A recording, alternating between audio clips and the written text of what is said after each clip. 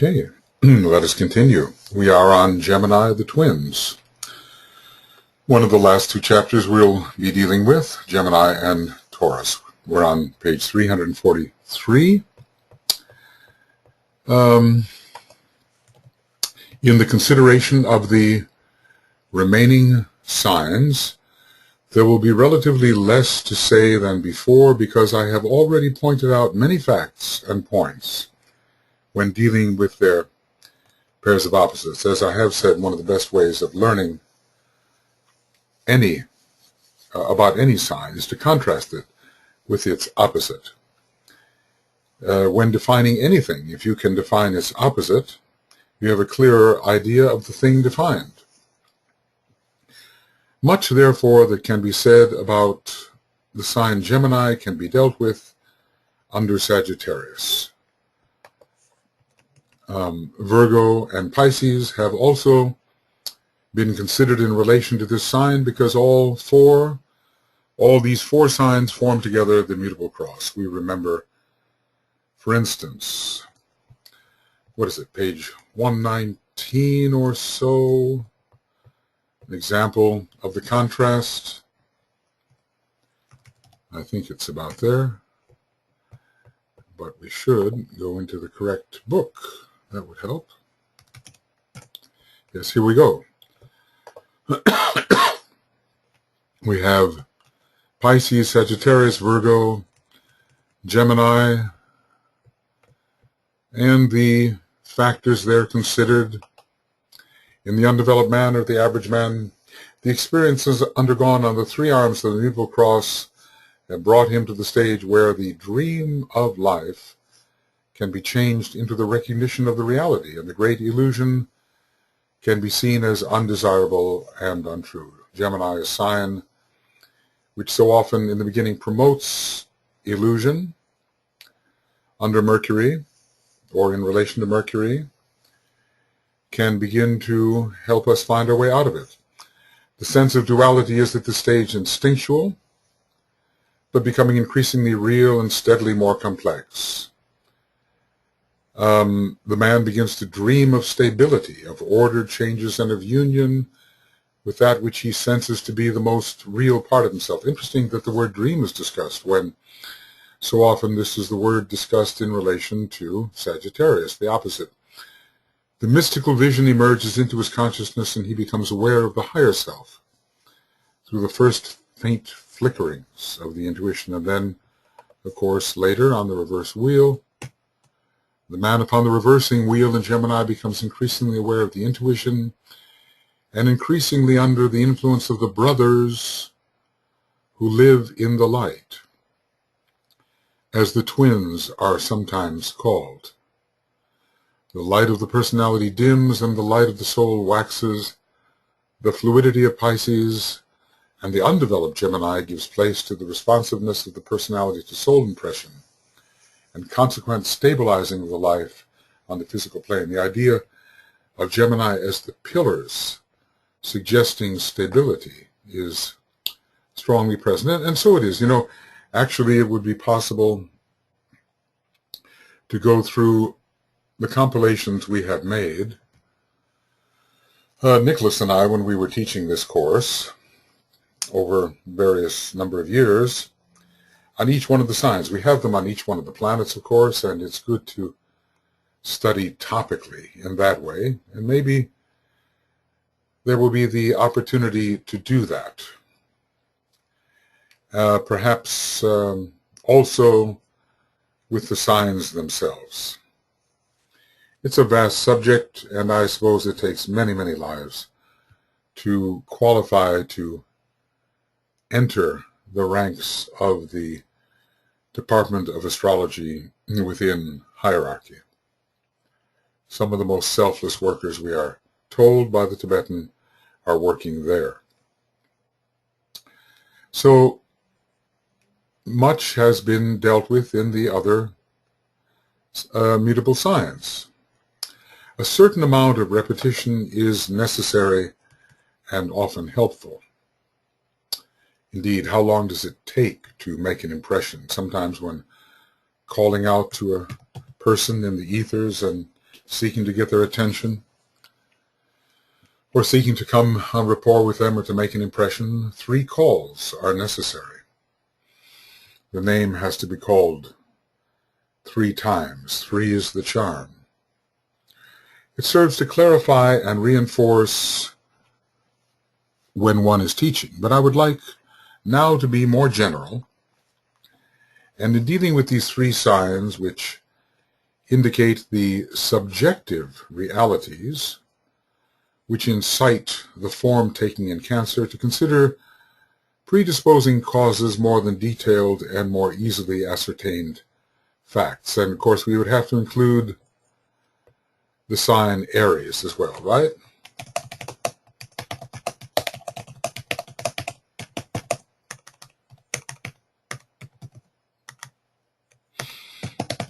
Would have to be included, right? The sign Aries would have to be included. The subjective incentive towards incarnation, mental, desirous, and etheric, are given in these 3 signs. So we'll see the degree of detail into which the Tibetan may enter. We're dealing with that which underlies form-taking. In this world cycle, Gemini, Taurus, and Aries are the 3 subjective energies. And we talk about a world cycle. Well, it can be a vast period of time. Can a world cycle even be the duration of a solar system? There are these generic terms which are used in different contexts and seem to mean different things. There was a very big hint about world cycle just recently. Was it in the Cancer of the Leo chapter? I can't go back, but it seemed to hint that the solar system was the duration of a world cycle, at least in the context there used. So, Gemini, Taurus, and Aries are the 3 subjective energies, or the 3 conditioning signs which lie behind manifestation. They prepare. They are involved with the act of appropriation, because it is necessary to appropriate the mental vehicle, reappropriate, we might say, the mental vehicle, the emotional vehicle, and then following conception to begin building according to the etheric vehicle. As a matter of fact, the etheric vehicle may probably was there before the building of the physical form. It is not coming from the physical form. So that has yet to be established, the time of the appropriation of the etheric vehicle, or the mold upon which the physical vehicle is built. Gemini is one of those signs, along with Aquarius, which has so much to do with the etheric vehicle, both the planets Mercury and Uranus. Mercury relating to the nadis particularly, and the fine network of subtle energy channels is strongly connected to the etheric vehicle, and to its electrical nature, Uranus is connected. So these 3 signs lie behind the form-taking experience in Cancer, and they also lie behind manifestation in Pisces. Would it be considered, he does seem to be speaking of them in a reverse manner, Gemini, Taurus, Aries, and if we continued, we'd be on the clockwise wheel, entering manifestation in Pisces, go forth into matter. Pisces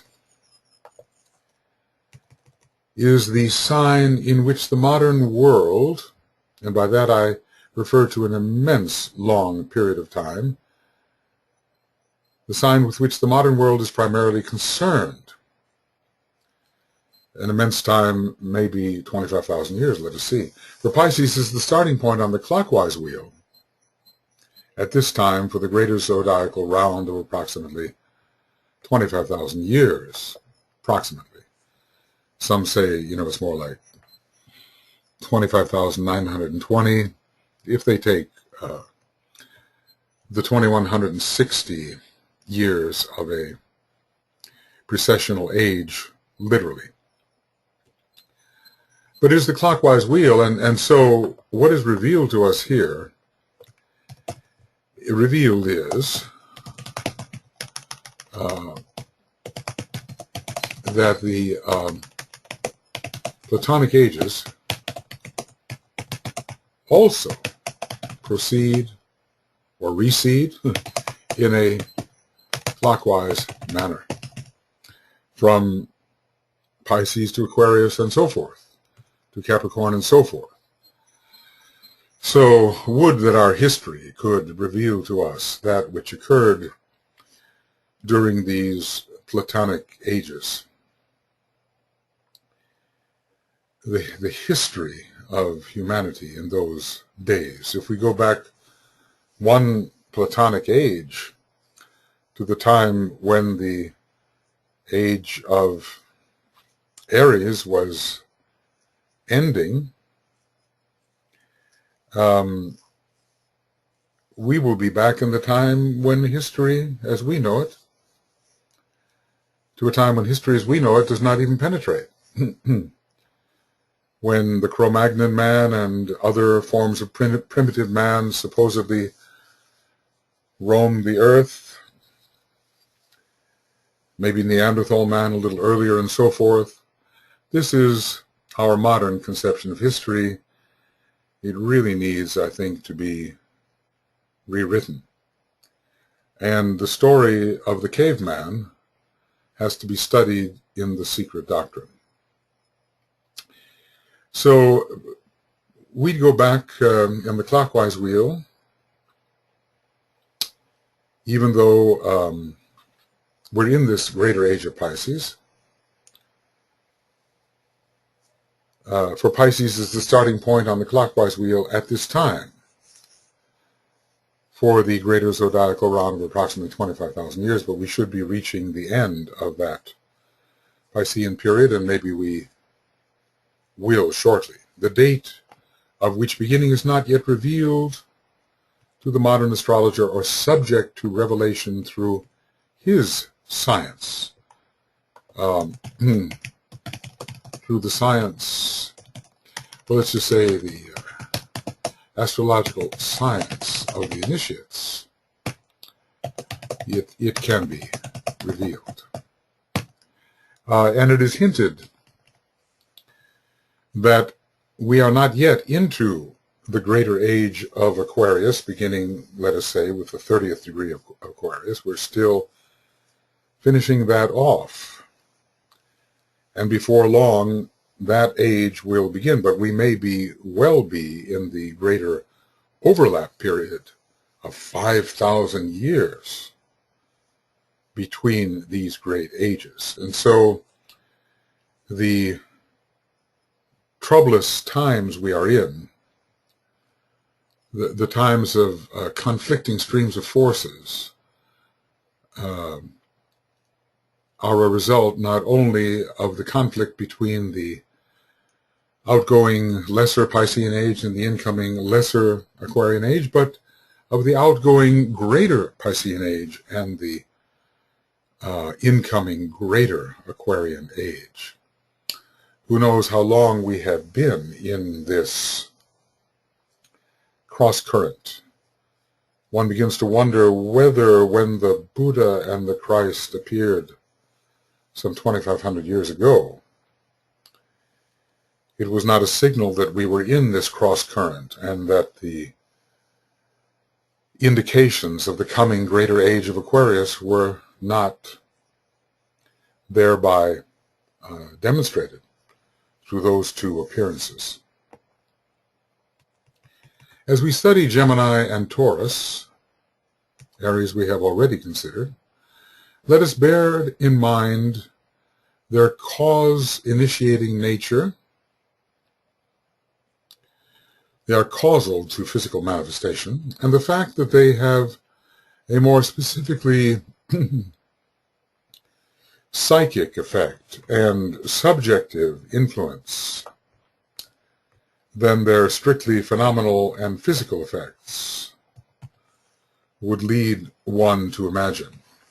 Is it possible that in the art of manifestation, these signs are not quite as effective?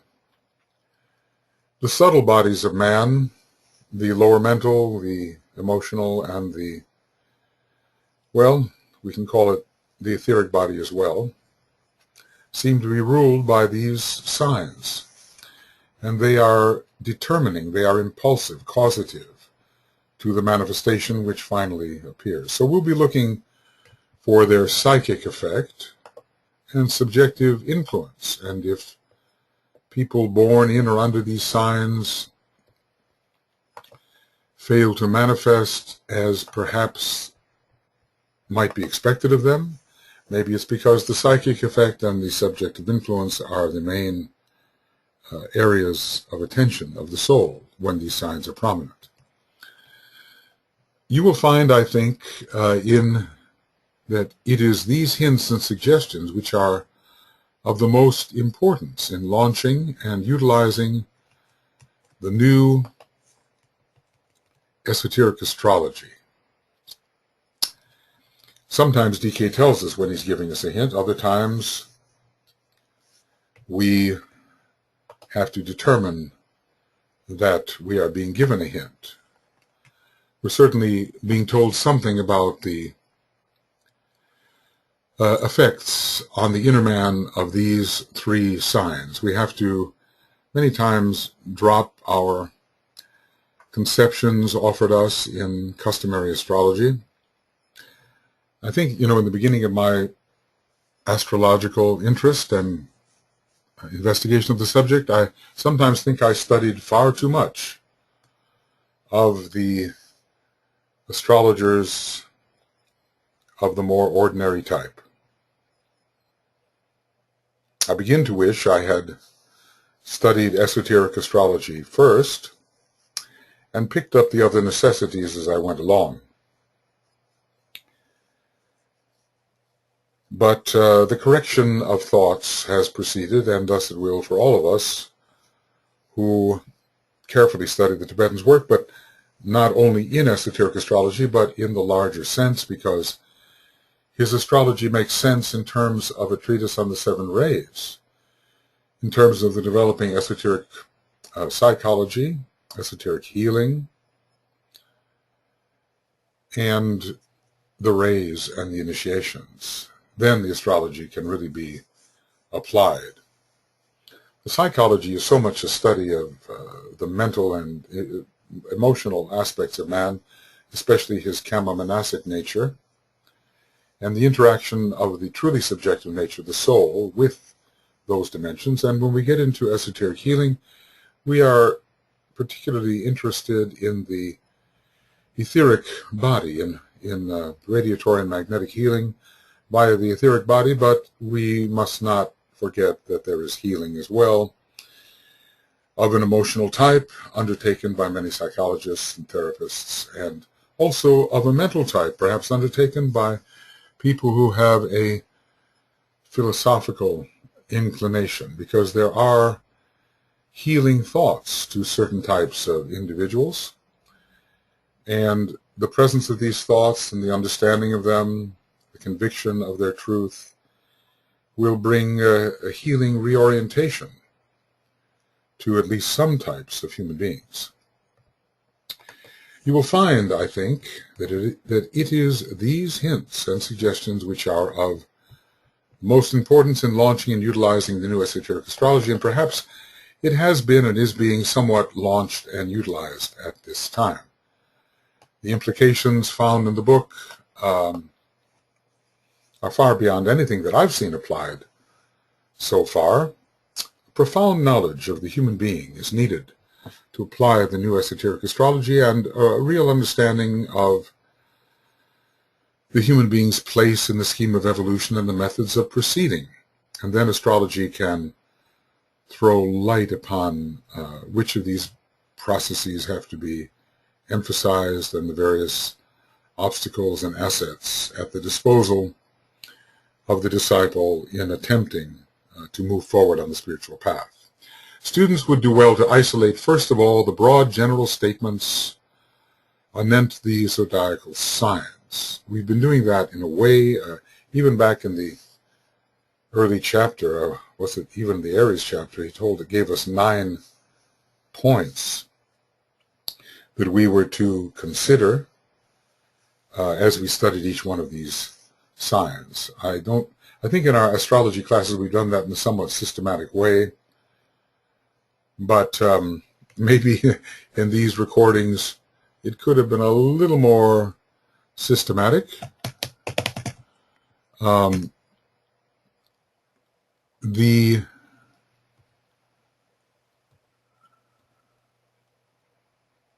Okay, these are keynotes. There are said to be 9 methods of proceeding.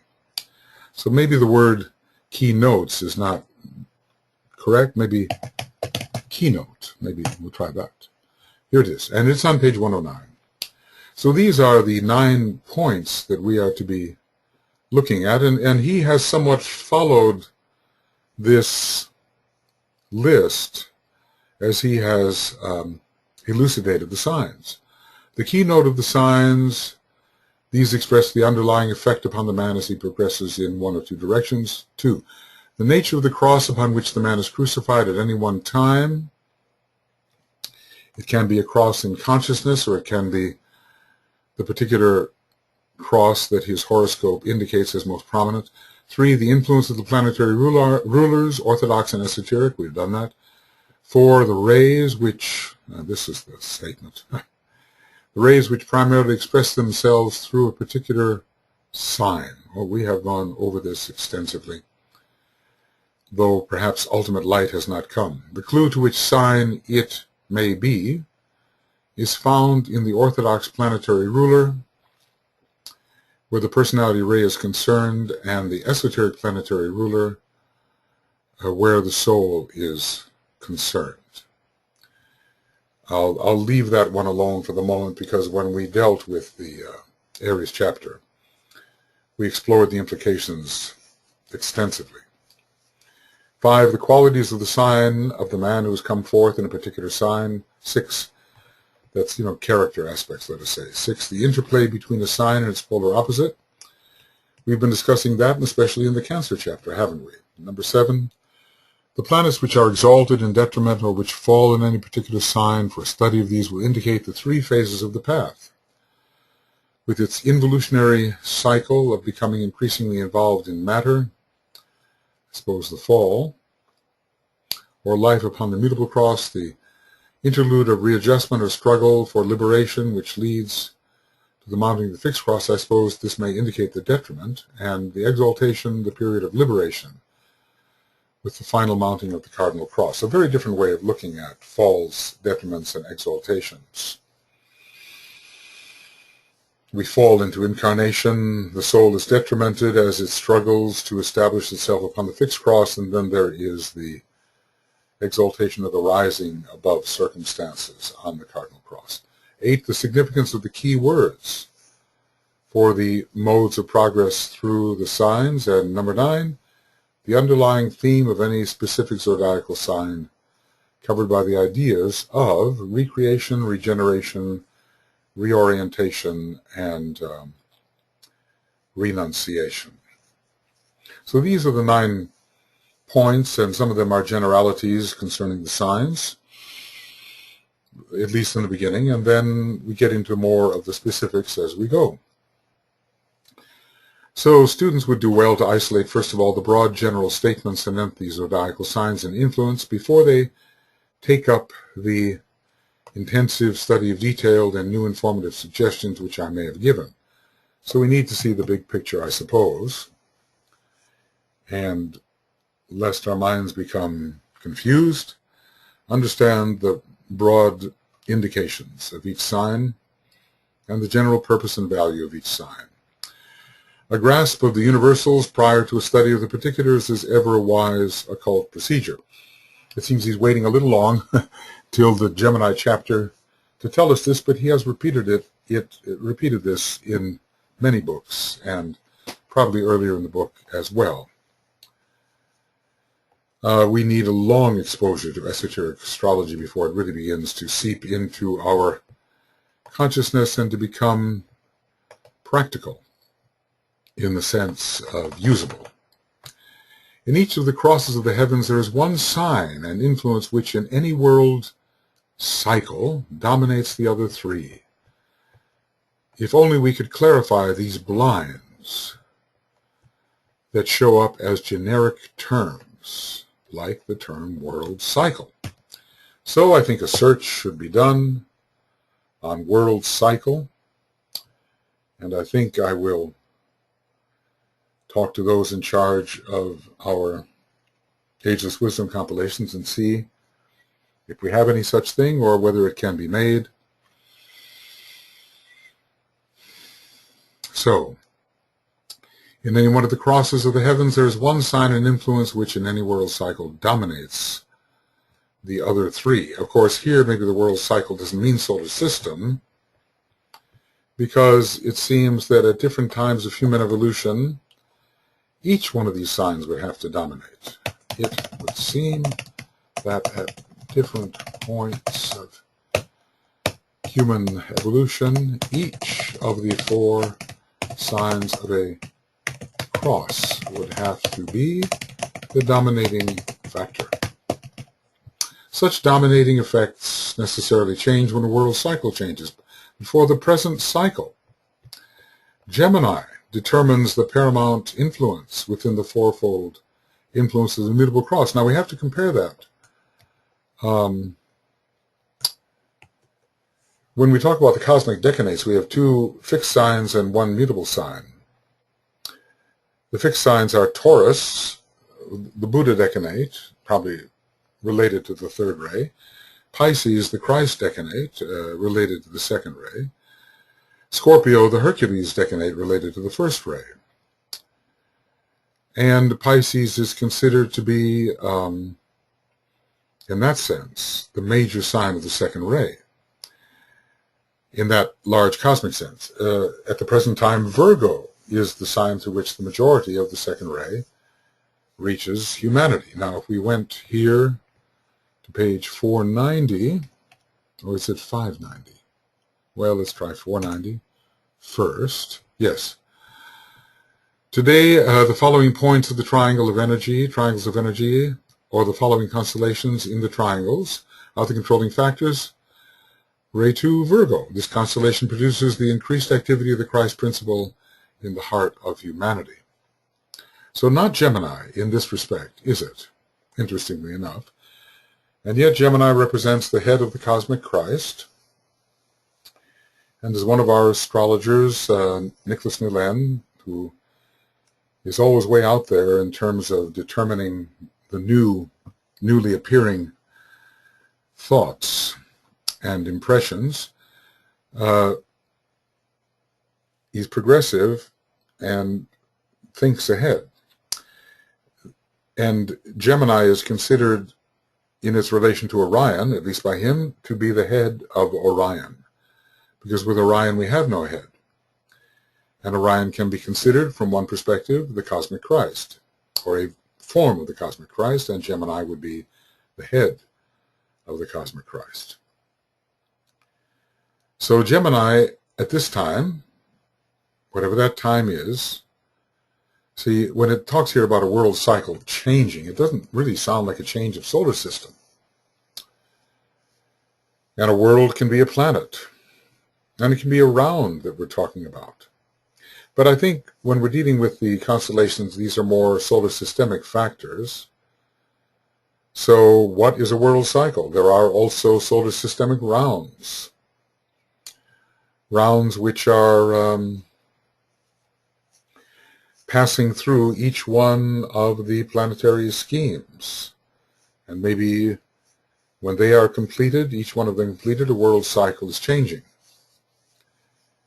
I don't think it's possible to penetrate this. The term world cycle is pretty well blinded. But anyway, it sounds like it could be occurring within our solar system. For the present cycle, Gemini determines the paramount influence. It certainly, in a way, rides above Orion, even spatially, graphically, in terms of the celestial map. The main objective, of these four energies is to produce that constant flux and periodical change in time and space, which will provide a field of adequate experience for the unfoldment of the Christ life and consciousness, hence mutability. And I was just reading on page 119 about the fluidity of both the sign Pisces and the sign Gemini. But of course, the increasing stability of both on the fixed cross and the change of Gemini into quite a stable sign, as the pillars indicate, no longer letting instability do its work. A field of adequate experience for the unfoldment of the Christ life through constant flux and periodic change, cyclic change in time and space. So we have what's called mutation of relation. And this gives new exposure to new energies. Whenever we are built into a particular relationship, we receive energies from the other factors that are also built into that configuration, and from the energy of the configuration as a whole. Well, that we would continue to receive, but when the relationship is reconfigured, then new influential factors affect us as they would not have in the earlier configuration. So the Christ life and consciousness needs this mutability. This is the case cosmically speaking, and also from the standpoint of a solar system, of a planet, of a human being. There is mutation of relation, there is a reconfiguration, and the signs of the zodiac are cosmic factors.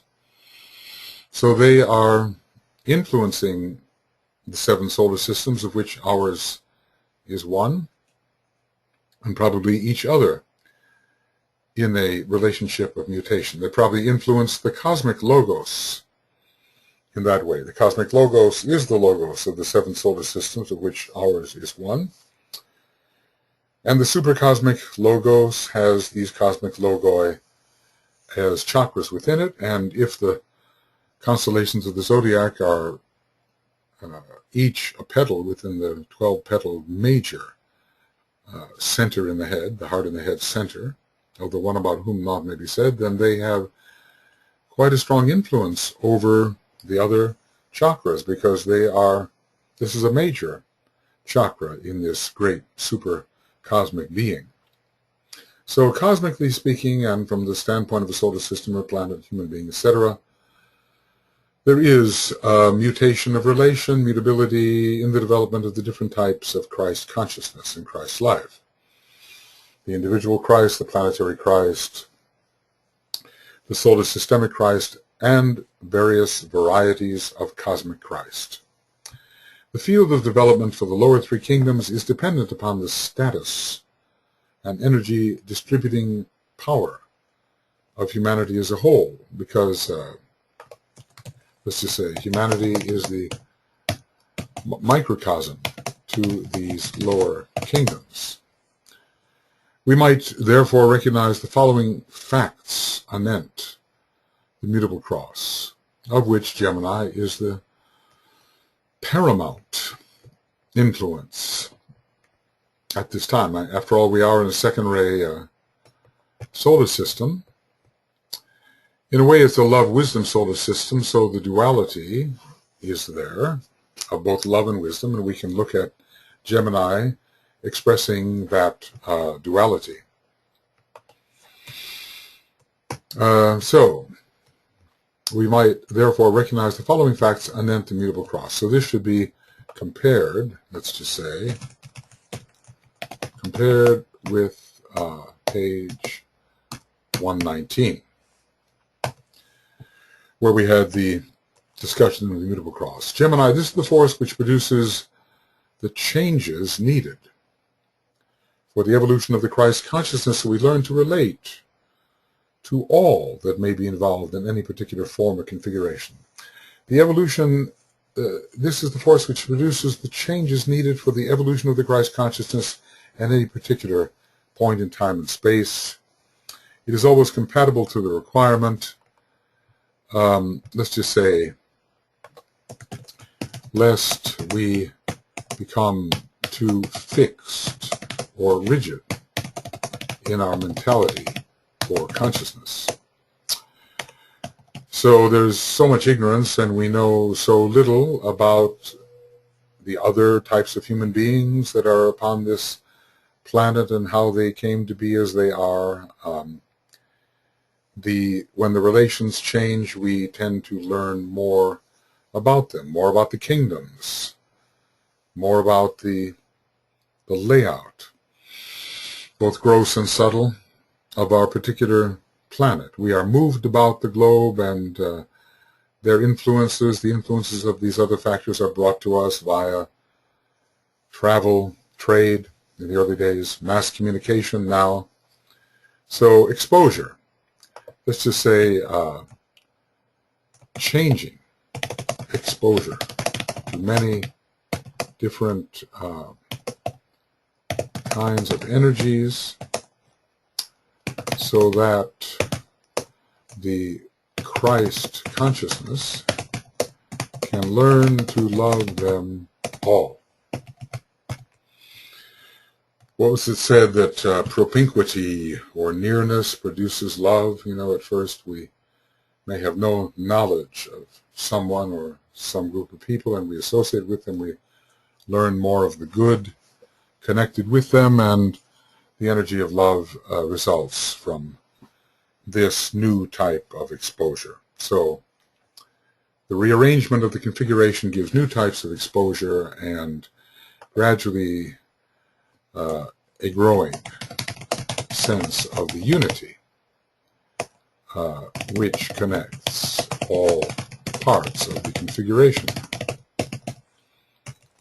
Then Virgo. This is the nurturing force of substance itself, that which substands matter and perhaps matter itself, subject to 9 cyclic changes of the cosmic gestation period. And I suppose this means moving clockwise through 9 signs prior to birth, cosmic birth. It fosters and protects the embryonic Christ life, preparing for manifestation or a divine incarnation undertaken under Capricorn. So the form is sustained. The inner life nurtures the outer form. Every one of the signs of the zodiac in this 9-fold cycle gives its own gift to the growing cosmic form, which at last is manifested. So we have to move, let's see, how do we have to move here? We have to move in a way we have to move clockwise. So we have, let's see, if we have enough. Virgo, Leo, Cancer, Gemini, Taurus, Aries, Aries, Pisces, Aquarius, that's 8, and Capricorn, 9, if we move in the clockwise direction. So what is coming to birth from the point of view of the great one about whom naught may be said, the supercosmic logos in whom these Zodiacal constellations play a prominent part in the heart and the head center. I guess that's what we're talking about when it comes to cosmic gestation. We have to be aware of the levels at which he applies these. They can have a very microcosmic application, but also a cosmic application. So, let's see here. These are facts anent the Mutable Cross.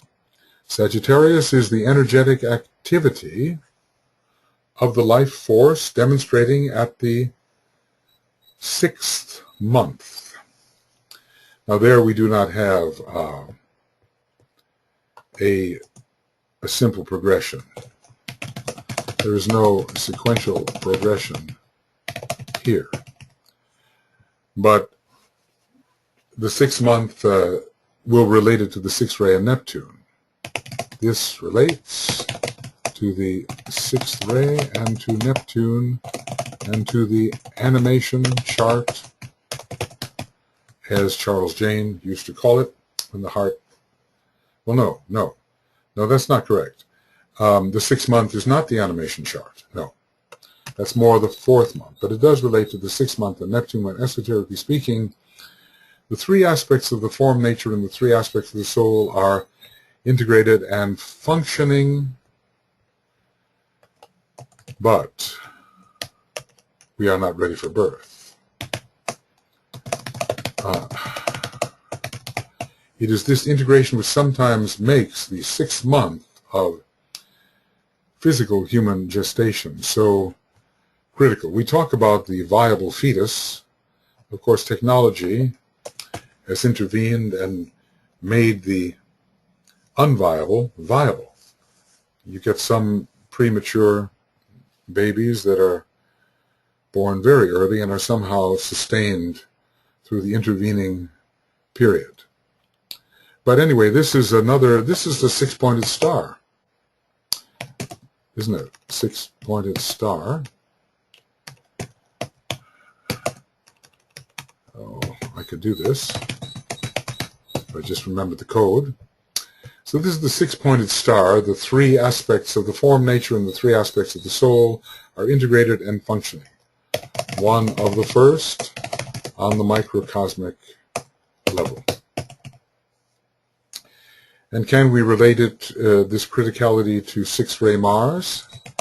Can this criticality be related to 6th ray Mars, which may produce perhaps a miscarriage? Perhaps once we reach the 7th month with the stabilizing idea of the number 7, there is less danger of miscarrying. There are the cosmic analogies as well. Anyway, there is a strong orientation. Sagittarius, the 6th ray, the 6-pointed star, and Sagittarius, a major sign of integration, right? Speaking of the one-pointed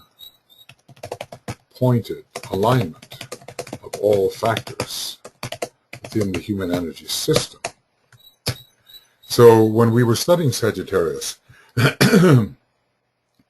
we see how much he accented the factor of personality integration. Pisces, then, this is the life expression and active appearance. Notice that he went in counterclockwise order, which is the normal order. This is the life expression and active appearance of the Christ consciousness in form. It is also the energetic appearance, symbolically speaking, of a world savior. And notice how he describes these beings as energies. Energies. The energetic appearance of a world savior and the appearance of the Christ consciousness in form, perhaps somewhat at the end of the Mutable Cross period, the beginning of the Christ consciousness in form is occurring, to be fully developed on the fixed cross, where the world Savior is finally produced at the end of the fourth initiation and beyond, and then somewhat on the cardinal cross, the truly great world Savior. The tendency towards world Saviorship can be produced on the fixed cross. The tendencies towards world Saviorship can be produced by the fixed cross process. So we have these four factors, four facts among the Mutable Cross. They're taken in a rather general sense. In terms of consciousness, somewhat. The evolution of the Christ consciousness here, the gestation period leading to the birth of the Christ consciousness, whether microcosmic or macrocosmic, the fusion of soul and personality factors. This is leading to the integrated personality, perhaps integrated with the soul, but it's not yet a fully functioning world Savior. So as we study these four, we see that he's dealing with a couple of levels simultaneously, one the larger and the other the smaller. This mutable cross is therefore peculiarly a Christian symbol and significantly connected with the Christ life and with the unfoldment of a world Savior. Discipleship in Sagittarius leads to world Saviorship, right? In Pisces, page 333, Sagittarius, the disciple, becomes the Savior in Pisces. Okay. The Mutable Cross is therefore a peculiarly Christian symbol, significantly connected with the Christ life. Now, the majority of rays upon the Mutable Cross, as we have said, are on the 2, 4, 6 line. Gemini ray 2, Virgo ray 2, 6, Pisces ray 2, 6, and Sagittarius gives us ray 4 on that line, and ray 6 on the 2, 4, 6 line, and only ray 5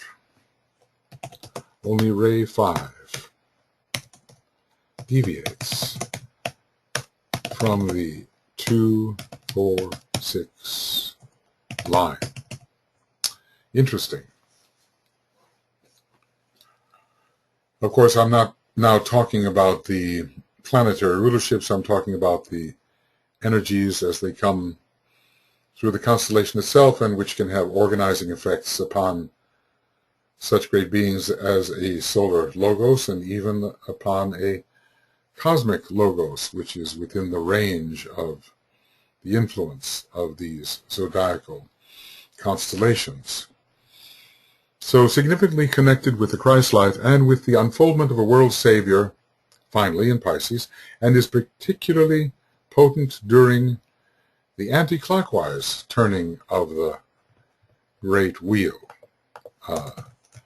on which the